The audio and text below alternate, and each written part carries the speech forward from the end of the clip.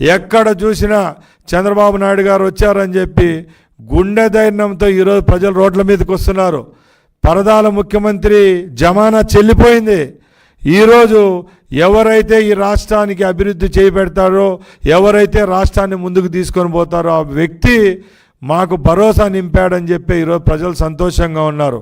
ముఖ్యంగా ఆనాడు జగన్మోహన్ రెడ్డి ఢిల్లీకి పోతే అప్పుడున్న ప్రభుత్వం యొక్క పెద్దల యొక్క ఆశీర్వాదం కోసం వాళ్ళ కాళ్ళు ఒత్తి కాళ్ళు మొక్కి ఆయన ఉన్న కేసుల్లో రిలాక్సేషన్ కేసం తప్పక ఏ విధమైన అభివృద్ధి కార్యక్రమాలు శ్రీకారం చుట్టేదానికి కేంద్రం నుంచి ₹1 తెచ్చిన పాపాన పోలేదు.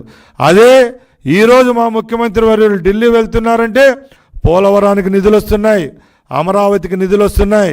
ఈరోజు చూడండి, నేషనల్ హైవేస్కి మహర్దశ పట్టే రోజు మన రాష్ట్రంలో ముందుందని తెలియజేసుకుంటున్నాం.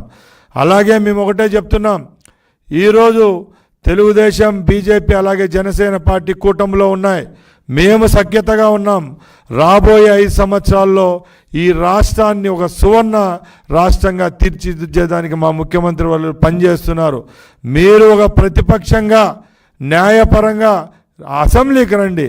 అసెంబ్లీకి వచ్చి నిజాయితీగా ప్రజల పక్షాన మీరు ఉన్నారనిపించుకుంటే ప్రజలకు సంబంధించిన క్వశ్చన్లు అడగాల, అక్కడ ఏమైనా అభివృద్ధి కార్యక్రమాలు కావాలంటే చేయాల తప్పక మేము ఇక్కడ అసెంబ్లీలో 160 చిలుకు ఎమ్మెల్యేలు గెలిచిన వాళ్ళం మేము అసెంబ్లీలో కూర్చొని ఉంటే మీరు ఢిల్లీకి పోయి రిసార్ట్లలో, ఢిల్లీలో ఉన్న 5 స్టార్ హోటల్లో సేద తీరుతూ 1 గంట 2 గంటల్లో ఢిల్లీ రోడ్లపై ధర్నాలు చేయడం ఇది న్యాయమా అని మేము అడుగుతున్నా.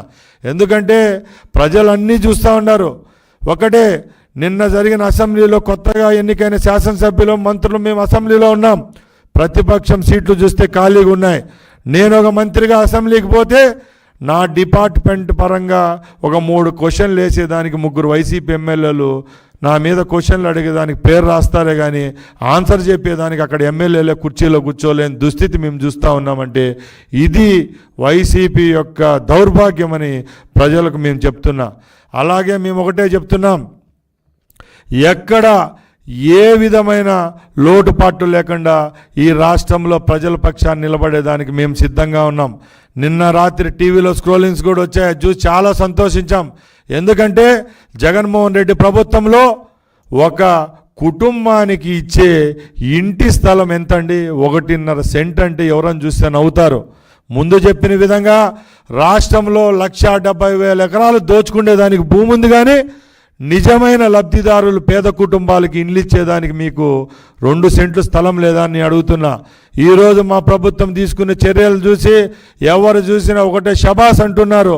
పట్టణ ప్రాంతాల్లో 2 సెంట్లు, గ్రామీణ ప్రాంతాల్లో 3 సెంట్లు ఇచ్చేదానికి మా ప్రభుత్వం సిద్ధంగా ఉంది.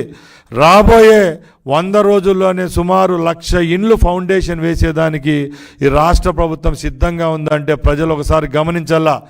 నీతివంతమైన రాజకీయం, ధర్మవంతమైన పాలన చేసే ఈ గుణము కేవలం చంద్రబాబు నాయుడు గారికి, తెలుగుదేశం పార్టీకే దక్కుతుందని తెలియజేసుకుంటూ సెలవు తీసుకుంటున్నా. జై హింద్, జై తెలుగుదేశం, జై చంద్రబాబు.